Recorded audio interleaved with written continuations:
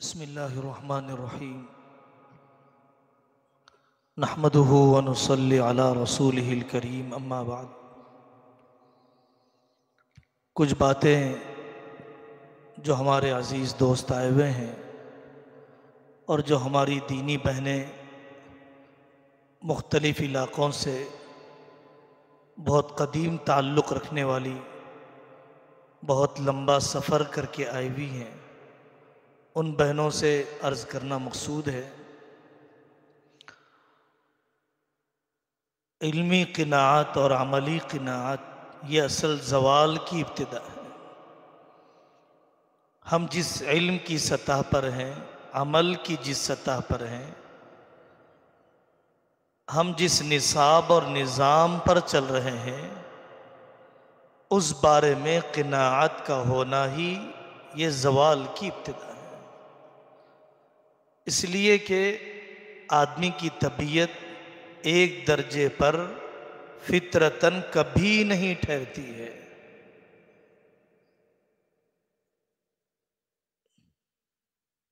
ترقی کی فکر کرنے والا ہی اپنے نظام اور نصاب کو مؤثر بنا سکتا ہے، قناعت والا کبھی بھی نہیں بنا سکتا ہے۔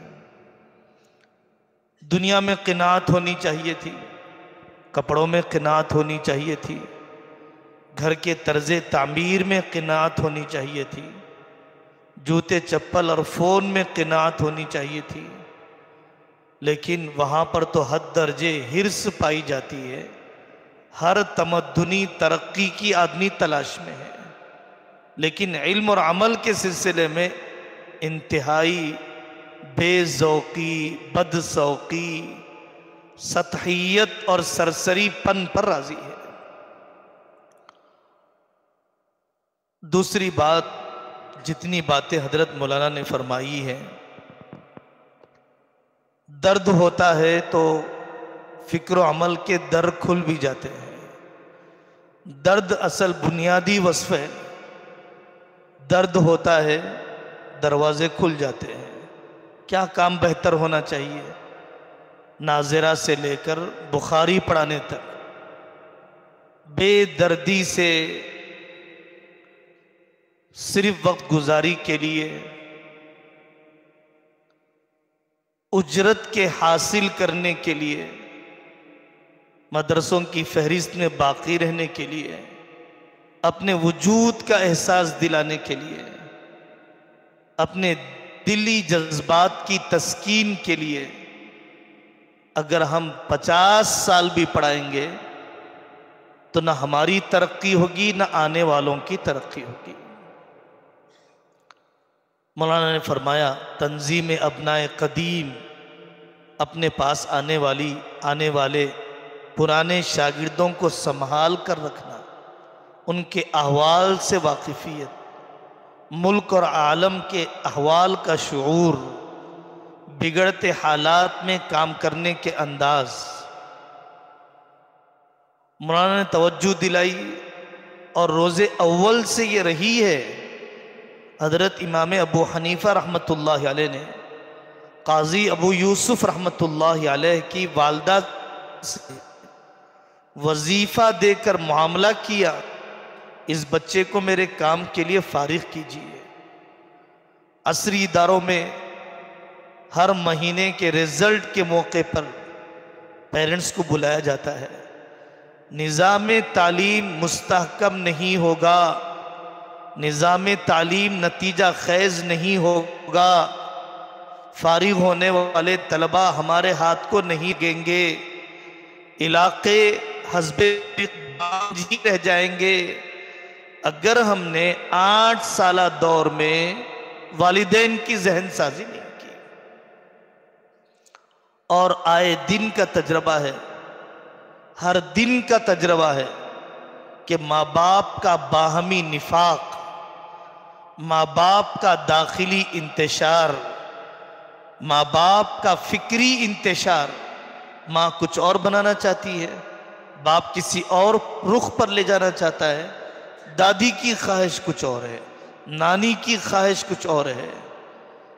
اس الجھن نے بچوں کا جینا حرام کر دیا ہے، اور اس زمانے کے شریف طبیعت طلباء کی صلاحیتیں ایسے منتشر ماں باپ کے سنبھالنے میں لگ رہی ہے، اور اگر خدا نہ خواستہ کوئی بری عادتوں میں ہے، بری لت میں ہے، اخلاقی خرابی میں ہے، پھونکنے تھوکنے پینے کی بری لت میں، بچوں کے آنسو سجدے پورے بھر آتے ہیں والدین کی اس بدحالی کو دیکھتے ہوئے۔ یوم والدین، پیرنٹس میٹنگ، سرپرستوں سے رابطہ نظام تعلیم کا ایک اہم ستون ہے، اس پر بھرپور توجہ دی جانی چاہیے۔ نظام تربیت بہت لمبا موضوع ہے، مختصر حضرت علی میاں ندوی رحمۃ اللہ علیہ کا ایک ملفوظ حضرت فرماتے تھے کہ اداروں میں ایسی مثالی شخصیت ہونی چاہیے، تزکیے میں، تعلیم میں، تبلیغ میں، تصنیف میں، اجتماعی زندگی میں، تنظیمی صفات میں، انفرادی اعمال کی تکمیل میں، اپنے اکابر سے وابستگی میں، ایسی مثالی شخصیات کا اداروں میں ہونا، اداروں میں لانا، اداروں میں بنانا، اور عملے کو ایسا بننے کی کوشش کروانا، یہ اصل نظام تربیت کے خلا کو پورا کرے گا۔ لوگ پہلے ذات کو دیکھتے ہیں، پھر بات کو سنتے ہیں۔ نظام تربیت کا صرف ایک جزئیہ میں نے ذکر کیا، مثالی شخصیت کا وجود، جامعیت اور اعتدال والی شخصیت کا وجود۔ دیکھیے، جتنی شکر ڈالیں گے اتنی میٹھاس آئے گی، جتنا خلوص کے ساتھ محنت ہوگی اتنے اثرات اللہ ظاہر فرمائیں گے۔ آپ مدرسے کے کام کو سائیڈ بزنس مت بنائیے، مدرسے کے کام کو صرف حصول معاش کا ذریعہ مت بنائیے۔ اجر پر نظر رکھنے والوں نے ہی انقلابی کام کیا، اجرت پر نظر رکھنے والے صرف کرائے کے ٹٹو بن کے مرے ہیں۔ اجر پر نظر رکھنے والوں نے ہی انقلابی کام کیا ہے، اجرت پر نظر رکھنے والے صرف کرائے کے ٹٹو بن کے مرے ہیں۔ ملازمت کے جذبے والا زندہ دل قائدین کو کبھی تیار نہیں کر سکتا ہے، ملازمت کے جذبے والا ملازم کو تیار کر سکتا ہے، لیکن ملازمت کے جذبے والا کوئی انقلابی منقلب قائدین کو نہیں تیار کر سکتا ہے۔ ہماری بہنوں کو اس طرف توجہ دینا چاہیے، ادارے کھولنے سے پہلے، نصاب اور نظام کی تعیین سے پہلے منہاج اور منہج طے کیجئے، ذوق اور مذاق طے کیجئے۔ بنیاد ڈالتے وقت 10 مرتبہ مشورہ کیا جاتا ہے، کتنا گہرا کھودا جانا چاہیے۔ ظاہری تعمیر کے لیے جب منہاج اور منہج، مذاق اور مذاق اتنا گہرائی سے ماہرین سے پوچھا جاتا ہے، تو آپ ایک ادارے کے قیام سے پہلے، ایک مکتب کے قیام سے پہلے، بنات کے نظام سے پہلے بہت کم وہ لوگ ملتے ہیں جنہوں نے تاریخ دارالعلوم دیوبند پڑھا ہے، بہت کم وہ لوگ ملتے ہیں جنہوں نے کم سے کم مولانا الیاس صاحب رحمۃ اللہ علیہ کی دینی دعوت کو پڑھا ہے، بہت کم وہ لوگ ملتے ہیں کہ جنہوں نے کم سے کم آپ بیتی کی ورق گردانی کی ہو، شیخ الحدیث صاحب رحمۃ اللہ علیہ کی۔ آپ نے قریبی اکابر کی تزکیے سے متعلق، تبلیغ سے متعلق، ادارے سے متعلق بنیادی کتابوں کو نہیں دیکھا ہے۔ ہم آنے والوں کا جو مطلوبہ مزاج ہے، ذوق ہے، وہ کیسے بنا پائیں گے؟ اس کی طرف ہم کو توجہ دینے کی ضرورت۔ ایک ایک جزئیہ تادیب کیسے کی جاتی ہے، اساتذہ میں تعاون کا ماحول کیسے پیدا کیا جاتا ہے، ناظم اور ملازم میں اپنائیت کے ماحول، اعتماد کے ماحول کے لیے کوششیں کیسے کی جاتی ہے، امت میں فراہمی سرمایہ کے مہذب اور باوقار طریقے کیا ہو سکتے ہیں، مالیات کے سلسلے میں شرعی حدود اور اکابر کے تجربات کیا ہے، ایک ایک جزئیہ محنت کرنے کا ہے، ایک ایک جزئیہ اپنے اکابر سے بار بار پوچھ کے چلنے کا ہے۔ اصل جو موضوع اس مجلس کا سوچا گیا تھا وہ ہے ہماری عورتوں کا ہمارے ساتھ اپنی فکروں میں یکسانیت کا ہونا۔ قاضی سلیمان منصور پوری رحمت اللہ علیہ نے حضرت رسول اللہ صلی اللہ علیہ وسلم کے کمالات میں ایک کمال یہ ذکر کیا گیا کہ قرآن میں امرأت فرعون کہا گیا، امرأت نوح کہا گیا، امرأت لوط کہا گیا، لیکن حضرت رسول اللہ صلی اللہ علیہ وسلم کی بیویوں کو ازواج کا لفظ دیا گیا۔ زوج اور امرأت میں فرق ہے۔ امرأت فرعون یعنی وہ عورت جو نکاح میں تو ہے، زوجیت کے تعلق میں تو ہے، لیکن مزاجی مناسبت میں نہیں ہے۔ آقا صلی اللہ علیہ وسلم کے کمالات میں سے ایک کمال، معجزات میں سے ایک معجزہ، ازواج مطہرات کے امتیازات میں سے ایک امتیاز ان کا ازدواجی تعلق میں ساتھ ہونے کے ساتھ فکر میں یکسانیت کا ہونا، جس پر قرآن کا یہ لفظ قُلْ لِأَزْوَاجِكَ وَبَنَاتِكَ وَنِسَاءِ الْمُؤْمِنِينَ، ازواج کے لفظ کا اطلاق ان کی شان امتیاز کو بتلاتا ہے۔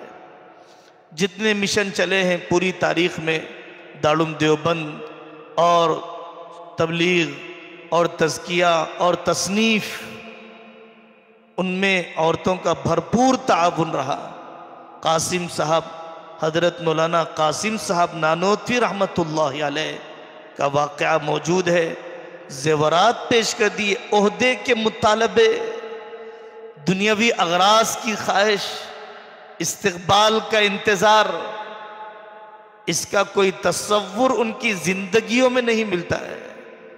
قاری صدیق صاحب رحمت اللہ علیہ کی اہلیہ محترمہ حضرت قاری صاحب سے اللہ تعالیٰ نے بہت غیر معمولی کام لیا۔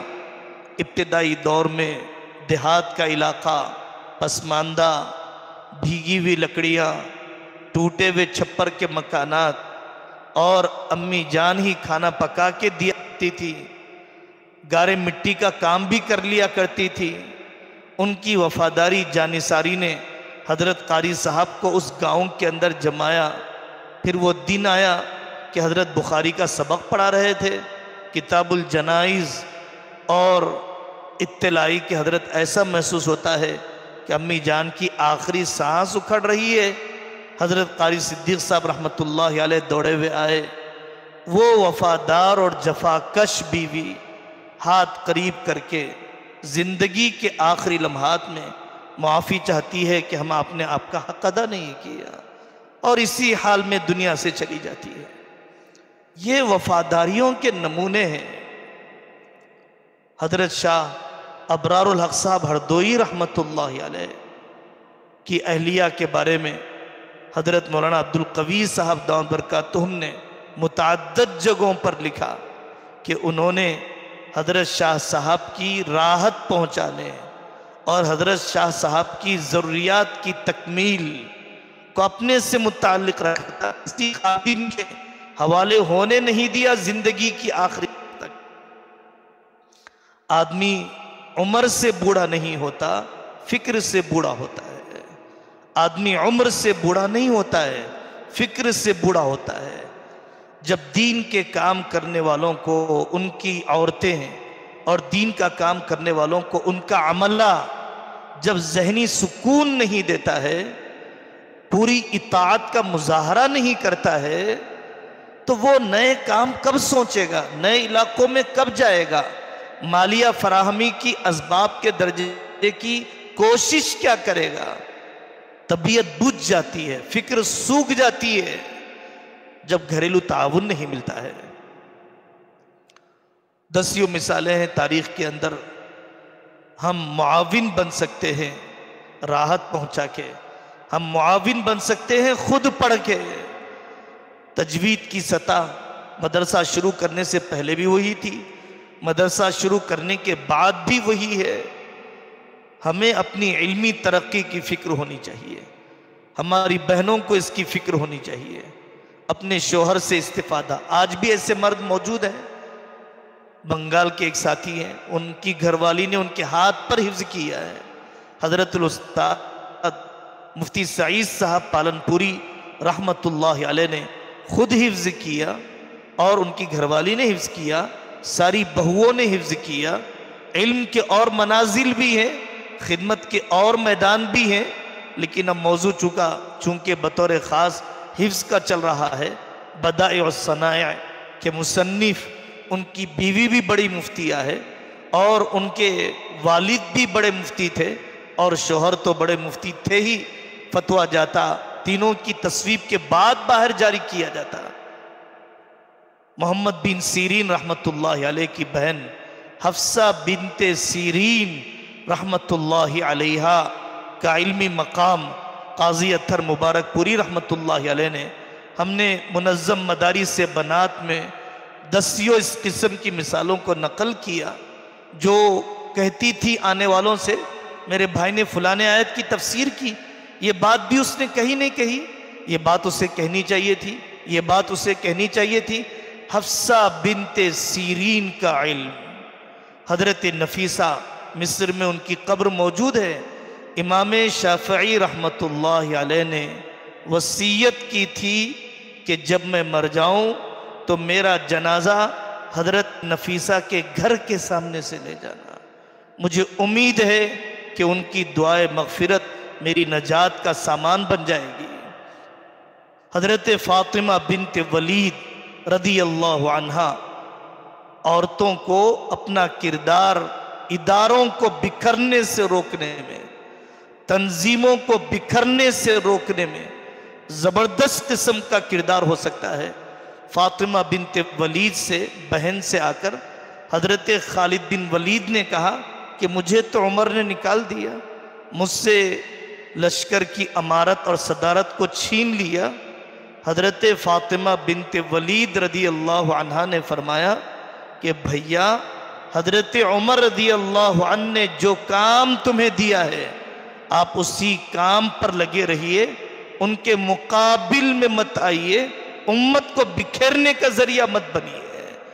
فاطمہ بنت ولید کی اس نصیحت نے حضرت خالد بن ولید رضی اللہ عنہ کو سیدھے رخ پر جمنے میں، امت کی اجتماعیت کے جمانے میں اور ٹوٹے ہوئے دل کے وقت ڈھارس کے بندھنے کا جو کام کیا ہے، اس کا کچھ احساس وہی لوگ کر سکتے ہیں جو کبھی گزرے ہیں۔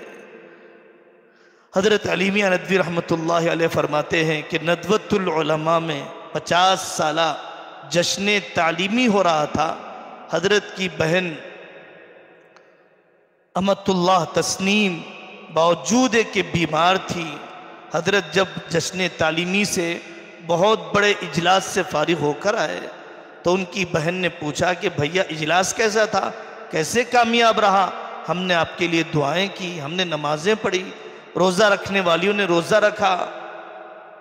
یہ جذبے ہمیں پیدا کرنے کی ضرورت ہے، اس رخ پر اپنے آپ کو ڈالنے کی ضرورت ہے۔ حضرت ام سلمہ رضی اللہ عنہا کا مشورہ، اگر تنظیمی زندگی کو اور تنظیمی زندگی میں بیٹھ کر اگر سوچا جائے، جب حضرت آقا صلی اللہ علیہ وسلم نے ٹوٹے ہوئے دل کے ساتھ یہ فرمایا کہ میری قوم میری بات نہیں مانتی ہے، میں یہ کہہ رہا ہوں کہ ہم یہاں سے واپس ہو جائیں، اس سال ہم عمرہ نہ کریں اور واپس ہو جائے، اللہ تعالیٰ کی طرف سے اشارہ ملا ہے، اسی سال کا تو نہیں ملا ہے۔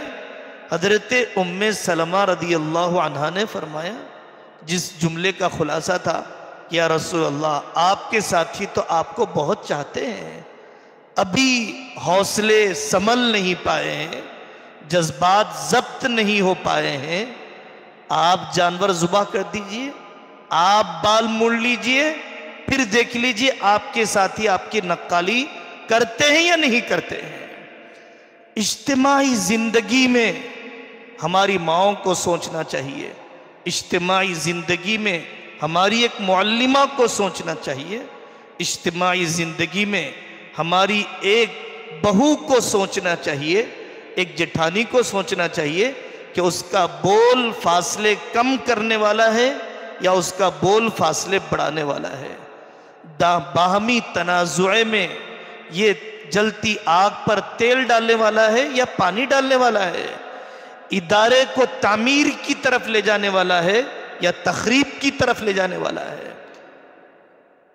اس سے واقعی مخاطب کی اصلاح ہو جائے گی یا صرف اس کے ذریعے سے محض میری بھڑاس نکل جائے گی، میرے تحاسد کے جذبے کی تسکین ہو جائے گی؟ حضرت شاہ جمال الرحمن صاحب ہمیشہ فرماتے ہیں، بڑے کام بڑے ظرف والوں سے ہوتے ہیں، چھوٹے ظرف والوں سے بڑے کام نہیں ہوتے ہیں۔ آپ کو صرف چولہے تک رہنا ہے تو ٹھیک ہے، آپ کو صرف 2-4 بچوں کی پرورش کھلانے پلانے کی حد تک کرنا ہے تو ٹھیک ہے، اگر آپ کو اپنی گلی تک رہنا ہے تو ٹھیک ہے، لیکن اگر آپ واقعی اصلاحی خدمت کرنا چاہتے ہیں، شاگردوں کی ایک تعداد پھیلانا چاہتے ہیں، علاقے کو پورا کھڑا کرنا چاہتے ہیں، عالمات کی ایک روحانی اولاد کی آپ ماں بننا چاہتی ہیں، آپ چاہتی ہیں کہ آپ کا علمی شجرہ ملک اور عالم میں پھیلے، آپ کے پڑھی ہوئی بہنیں مکتب کی استاد بن جائیں، مدرسے کی بانیان بن جائیں، آپ کے ذریعے سے علماء تیار ہوں، تو بڑے ظرف پیدا کرنا پڑے گا، چھوٹے ظرف کے ساتھ یہ کام نہیں ہو سکتے ہیں۔ اخلاص ہی استقامت کا ذریعہ ہے۔ ہر قدم پر زندگی کے آدمی کے اخلاص کا امتحان ہوتے رہتا ہے۔ کچھ عمل کرنے کے بعد آدمی منتظر ہوتا ہے، اب میں اتنا پرانا ہو چکا ہوں، میری ڈگریاں اتنی ہیں، میری رائے تو سنی جانی چاہیے، مجھے تو یہ مقام دیا جانا چاہیے، میرا تو پوسٹر میں نام چھپنا چاہیے، میرا تذکرہ تو عام ہونا چاہیے، مدرسے کا انتساب میری طرف بننا چاہیے۔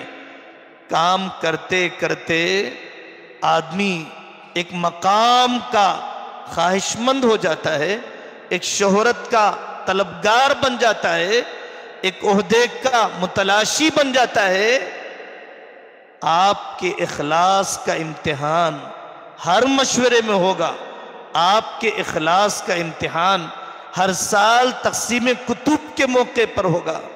اگر اخلاص ہے، اللہ کے لیے خدمت کرنے کا جذبہ ہے، جیسا کہ حضرت معاذ بن جبل رضی اللہ عنہ حضرت رسول اللہ صلی اللہ علیہ وسلم کی قبر پر آئے اور رونے لگے، حضرت عمر رضی اللہ عنہ نے پوچھا کہ معاذ تمہیں کیا بات رلا رہی ہے؟ حضرت معاذ بن جبل رضی اللہ عنہ نے فرمایا، ان قبر والوں کی بات یاد آ گئی، اور وہ سنے ہوئے کچھ زیادہ عرصہ نہیں گزرا، انہوں نے مجھ سے کہا تھا، ان الیسیر من الریاء شرک، کہ تھوڑا سا ریا بھی شرک ہے، وَإِنَّ اللَّهَ يُحِبُّ الْأَتْقِيَاءَ الْأَخْفِيَاءَ، تقوی والے چھپے رہنے والے اللہ ان کو پسند فرماتے ہیں۔ اِذَا غَابُوا لَمْ يُفْتَقَدُوا، اگر وہ نہ آئیں تو تلاش نہ کیا جائے، وَإِذَا حَضَرُوا لَمْ يُدْعَوْا، اگر وہ کسی مجلس میں موجود رہے انہیں بلایا نہ جائے، ان کا کچھ خاص اکرام نہ کیا جائے، قلوبہم مصابیح الہدی، استقامت والے 40 سال تک لوگوں نے عقل کنواں میں اپنے استاد سے وفاداری کی، دارالعلوم دیوبند مظاہر العلوم میں 30 سال 35 سال اپنی عمروں کو کھپایا، قبر ان علاقوں میں بنائی، تب جا کر وہ علاقے کھڑے ہوئے ہیں۔ تب جا کر رجال سازی کا اتنا بڑا کام ہوا ہے۔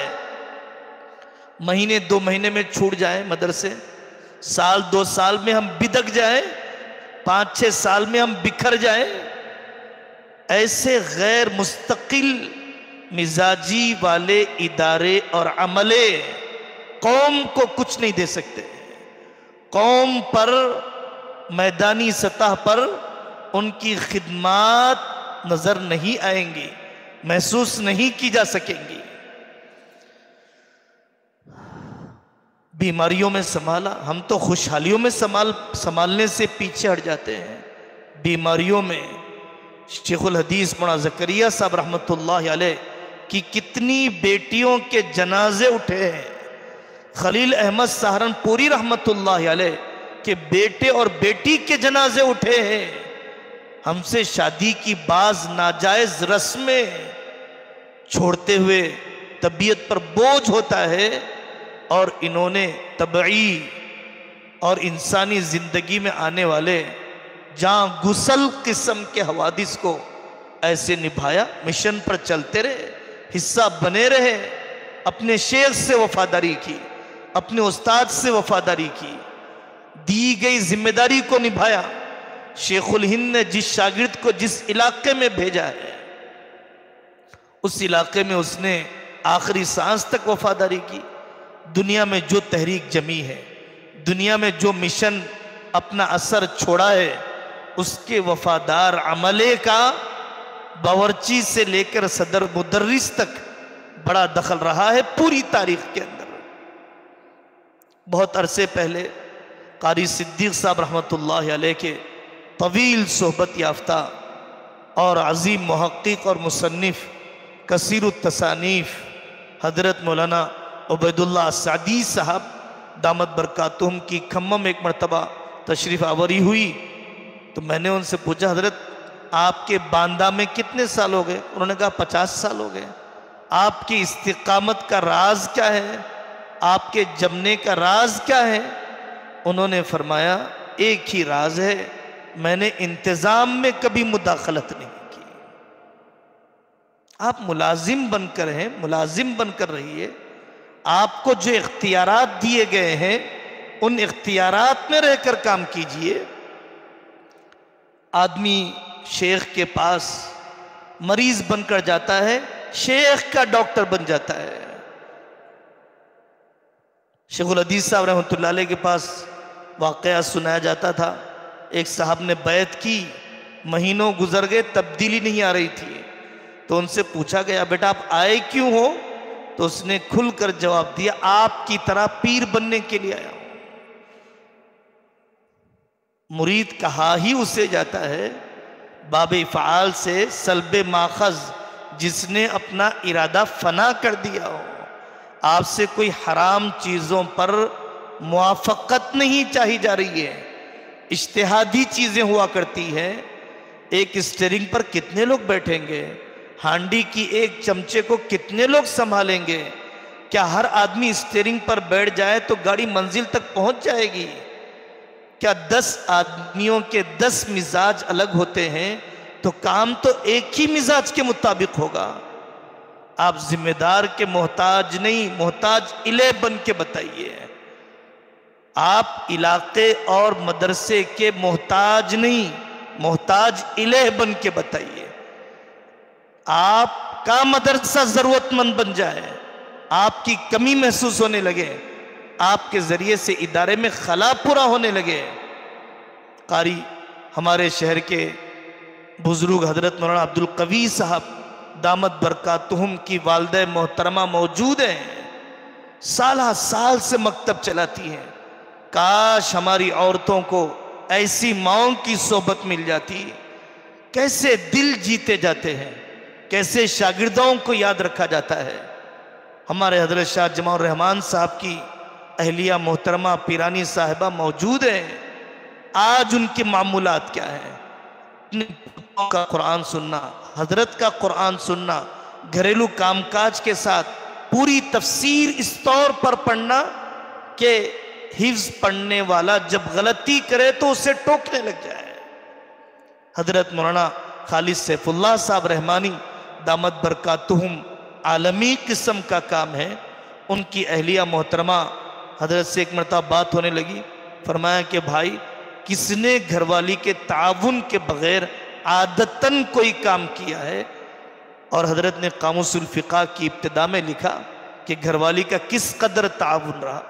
بہت عرصے پہلے ہم حضرت مولانا مفتی عبداللہ صاحب معروفی دامت برکاتہم کے پاس حاضری ہوئی. ترمذی شریف کی شرح لکھ رہے تھے تو انہوں نے فرمایا کہ میں تنخواہ لاتا ہوں اپنی گھر والی کو دے دیتا ہوں، سارے امور خانہ داری آمد و خرچ کا پورا نظام انہوں نے اپنی گردن پر رکھ لیا ہے اور مجھے کہہ دیا ہے کہ تمہیں ترمذی کی شرح کی بہر صورت تکمیل کرنی ہے. میرے لیے گوشہ عافیت دے دیا، گوشہ خلوت دے دیا. یہ میرا کمرہ ہے. بچوں کا ستانا، اگر کسی بزرگ نے کوئی کام کیا ہے اس سے تنگ مکانوں میں کیا ہے، اس سے زیادہ بے سر و سامانی میں کیا ہے، ہم سے زیادہ ناگوار حالات کے اندر کیا ہے اور ہم سے زیادہ پسماندہ علاقوں میں کیا ہے، تو ہمیں انتظام میں مداخلت سے بچنا ہے. ہر اجتماعی کام تقسیم کار کے اصول پر چلتا ہے. اگر جو بنیادوں کا کام ہے ایلیویشن کا کام کرنے لگ جائے، میں بھی اوپر نظر آؤں، اگر بنیاد یہ چاہنے لگ جائے، اگر ٹائر بھی یہ خواہش کرنے لگ جائیں کہ میں بھی اسٹیئرنگ سنبھال لوں، اور اگر انجن بھی یہ خواہش کرنے لگ جائے کہ میں ہیڈ لائٹ کی جگہ پر آ جاؤں، نمائشی جگہ پر آ جاؤں، ظاہر ہے اس سے کوئی کار بن نہیں سکتی، اس سے کوئی عمارت کھڑی نہیں ہو سکتی ہے. یہ نامعقول قسم کی ذہنیت ہے. عہدوں کا مطالبہ، دوسروں کے کام میں مداخلت، ذمہ دار سے ناراضگی. آپ مان لیجئے کہ میں تربیت یافتہ نہیں ہوں، آپ اپنی تربیت کا غم لیجئے کہ میرے اندر اپنی مستقل مزاجی نہیں ہے. اور آخری بات جو میرے اور آپ سب سے متعلق ہے، جو ایک مرتبہ حضرت مولانا عبدالقوی صاحب نے جب اس ادارے کے تحت مدارس بنات کے ذمہ داروں کو بلایا گیا تو حضرت نے ملک بھر کے 110 بنات کے مدارس کے نظماء کے درمیان حضرت نے یہ فرمایا تھا، نامحرم سے مستقل رابطہ چاہے فون کے ذریعے سے ہو ہماری روحانیت اور انتظام کے لیے تباہ کن ہے. نامحرم سے، چاہے کسی معلمہ سے، چاہے کسی طالبہ سے، چاہے کسی طباخہ سے، میں اس موضوع کی اور اس عمل کی مذمت پر جو روایتیں ہیں اس کو نہیں سناؤں گا. حضرت دامت برکاتہم کا یہ ملفوظ میرے لیے آپ کے لیے کافی ہے کہ نامحرم سے مستقل رابطہ، چاہے انتظامی ضرورت کی وجہ سے، اپنے عمل نامحرم عمل سے ہی وہ ہماری روحانیت اور وہ ہمارے انتظام کے لیے بھی نقصان دہ ہے. آپ طے کیجئے اپنی والدہ کو، اپنی بہن کو، اپنی بیٹی کو، اپنی بھتیجی کو، اپنی بھانجی کو، یا کسی معلم کی اہلیہ کو، کسی معلم کی والدہ کو، جس کے ذریعے سے اندر کے حال احوال پتہ چلتے رہیں. شریعت کی خدمت اتنی ہی کی جائے گی جتنے سے اپنی شریعت محفوظ رہ جائے. اپنی شریعت کو، اپنی عملی زندگی کو خطرے میں ڈال کر کوئی شریعت کی خدمت نہیں کی جا سکتی ہے. اللہ تبارک و تعالی آپ حضرات کے آنے کو قبول فرمائیں اور ہم سب کے لیے، آنے والوں کے لیے، طرفین کے لیے علم و عمل میں اضافے کا اللہ تعالیٰ اسے سامان فرمائے.